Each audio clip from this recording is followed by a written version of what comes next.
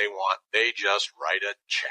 No one writes checks anymore. We already have some ideas about who has a partial hand in these two deaths, so don't miss season 5. This is so good. That's right, Mabel. This episode was pretty damn good. We learn about the missing finger, we meet a new robot named Lester, and we get a dinner party with no food, by the way, but who needs food when you're in the company of billionaires who make things very interesting in this episode? And spoiler alert, I thought this episode was brilliant. With that said, let's chop up some food and get into this episode and try to solve this murder mystery. Spoilers ahead.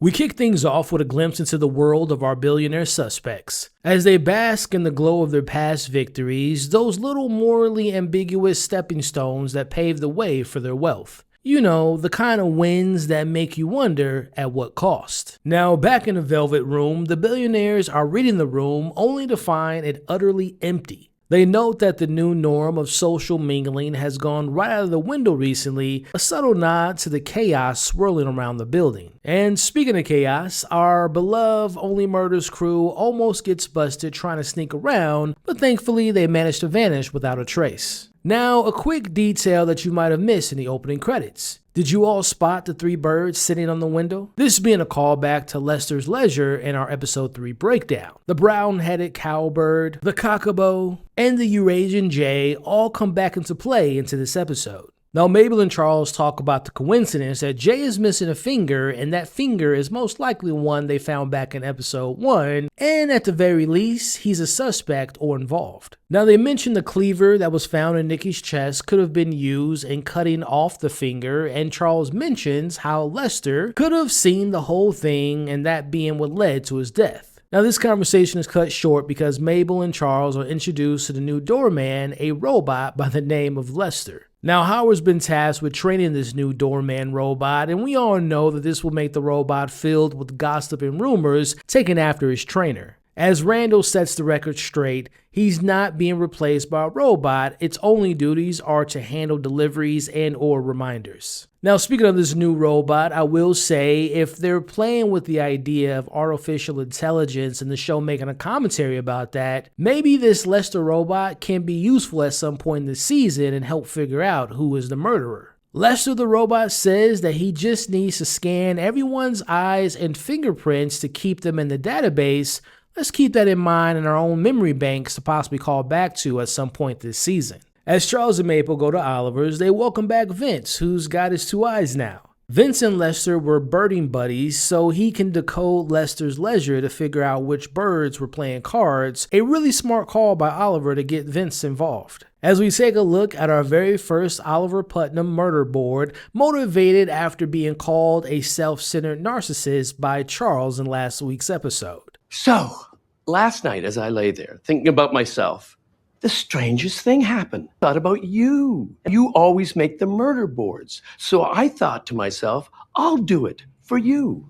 Bravo, Oliver, bravo. And on this board, we have our prime suspects, the billionaires linked to their feathered alter egos. Now, Jay is listed as the Eurasian bird, we have Bash as the kakapo, and Camille as the brower bird, and Nikki as the brown-headed cowbird. Now, per Lester's recent notes, while the gaming parlor was normally filled with people, aka birds, last Saturday there were only 5. Now, if we account for Nikki and the 3 billionaires, which equals 4, who was the 5th person? Now, here's where we learn about some of these billionaires' evil deeds. Now, we find out that Jay's family faucet business once gave everyone lead poisoning. They then conveniently made the cure for it. Talk about true mob-like supply and demand. Now, Bash is a technology genius whom age is unknown, which was a funny running joke throughout this episode. And he's been around for a very long time, and he basically owns the internet, which makes you think that he can control anything people see and read online. He can also probably manipulate camera footage. Now, Camilla, the queen of decor, known for making beautiful nests,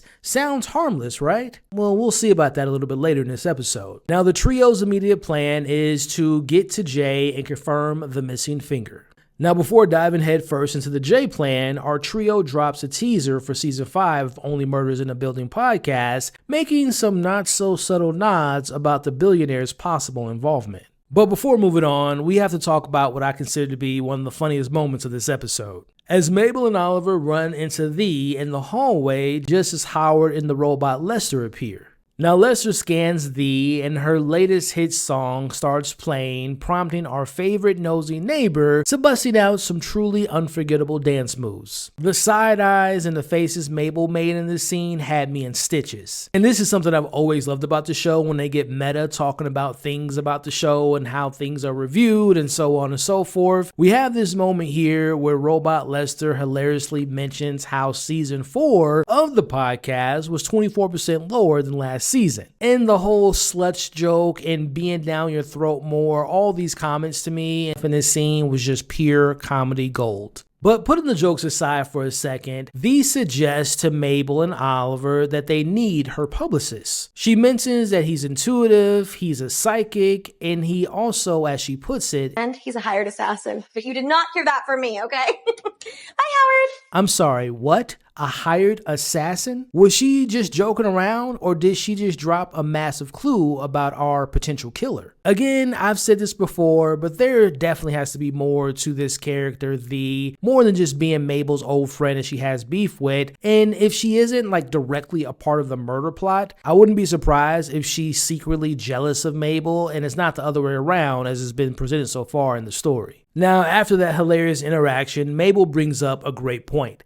How shocking is it that they don't have a major sponsor for their podcast after getting a whole movie made about them? As she's now motivated to get one, especially after lying to Thee about already having one. This fresh desire to prove something to Althea sparks a deep dive into Mabel's past relationship with her. As we find out, they were each other's only friends in middle school. Mabel back then was much more sunnier, she was much more happier, but after Zoe's death, she fell into a deep depression, which explains the less sunny Mabel we met back in season 1. Not long after, Althea completely changed, turning everyone against Mabel, and the rest, as they say, is history. Now, unfortunately, Mabel's emotional trauma dump is cut short by a video message from Jay. Hey, podcasters, heard your teaser. Sounds like you have some thoughts.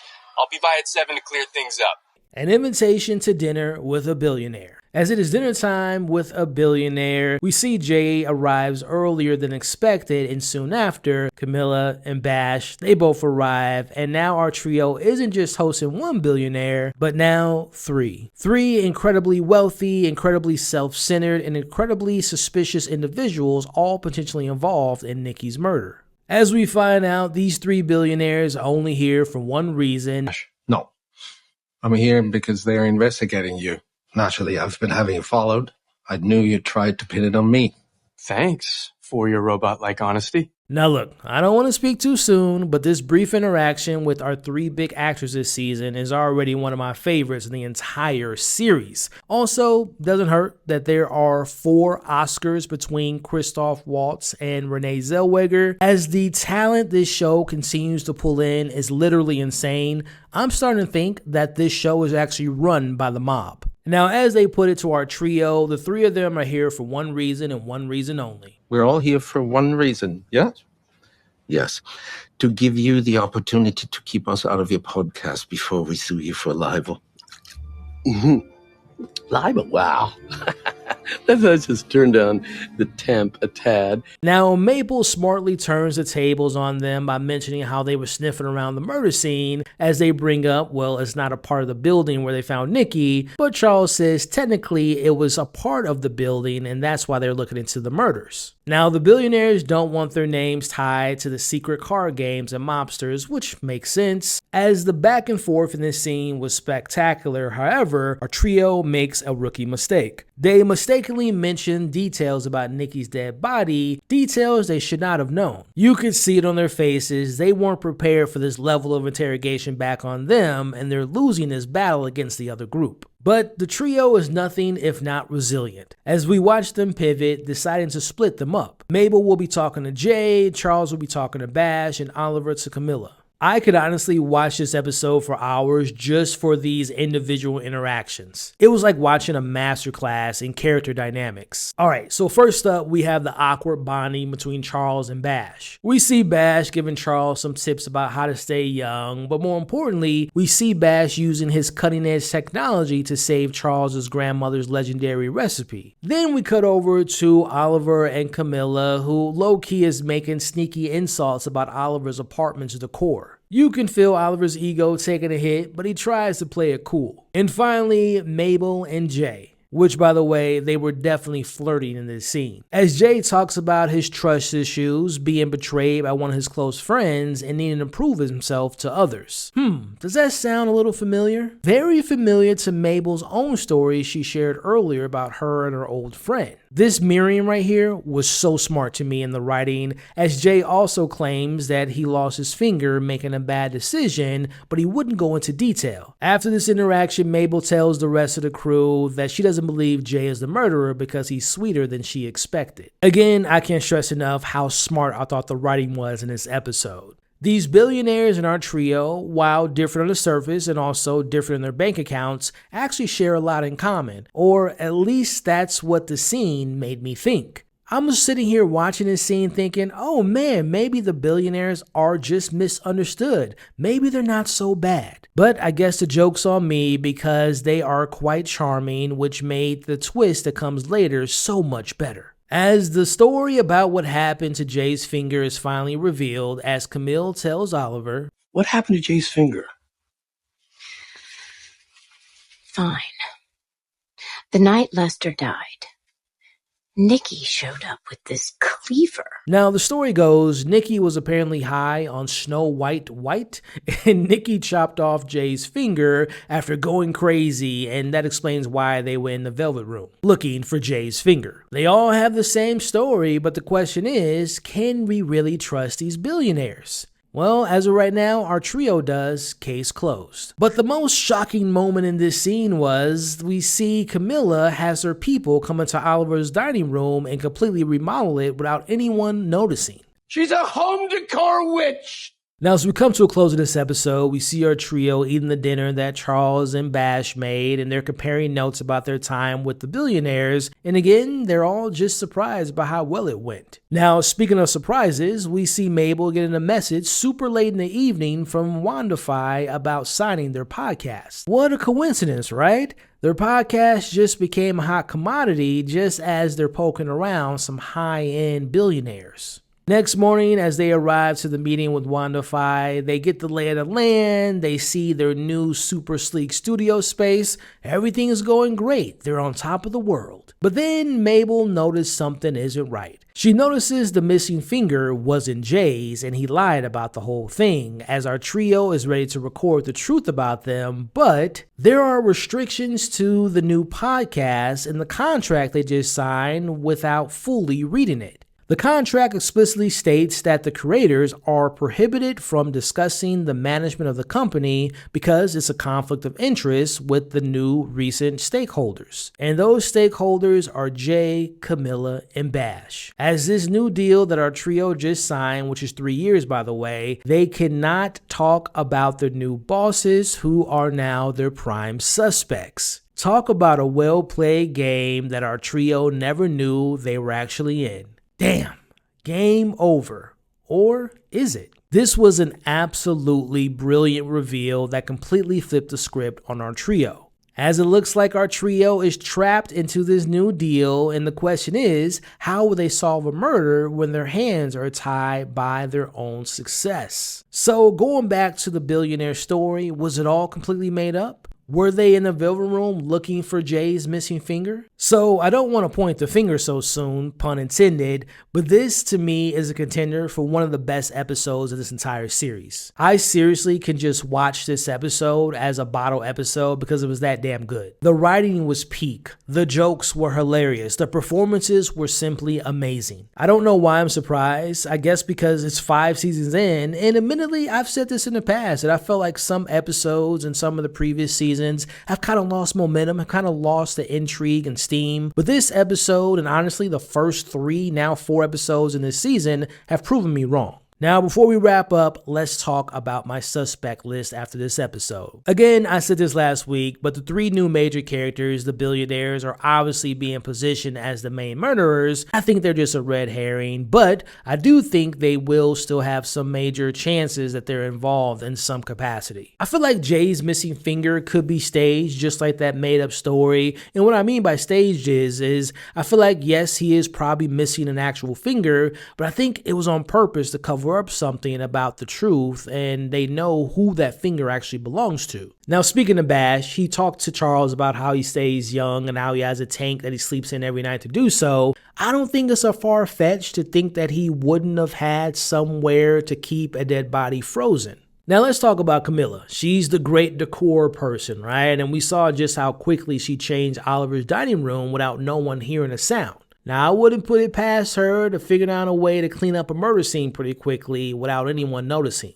Now, could the robot Lester be a suspect? Stick with me. Remember the line, "I need your eyes and fingerprints"? Could that come into play at some point this season where they scan this finger to discover who it belongs to? Also, speaking of the robot Lester, I wonder if Bash is the person responsible for the creation of the robot, and maybe he has it in the building to keep tabs on everyone inside. And last but not least, I think V and her whole comment about her publicist being an assassin is something we should keep an eye out for later potentially. So again, episodes 1, 2, 3, and 4 have all been amazing to me. But again, episode 4 to me was just spectacular. But now I need to know in the comments, what did you all think about this episode? How will our trio figure out to get out of this legal situation that they find themselves in? What do you think about this new robot? What do you think about Fee and her publicist? Let me know your thoughts, your theories, and everything you all took away from this episode in the comments below.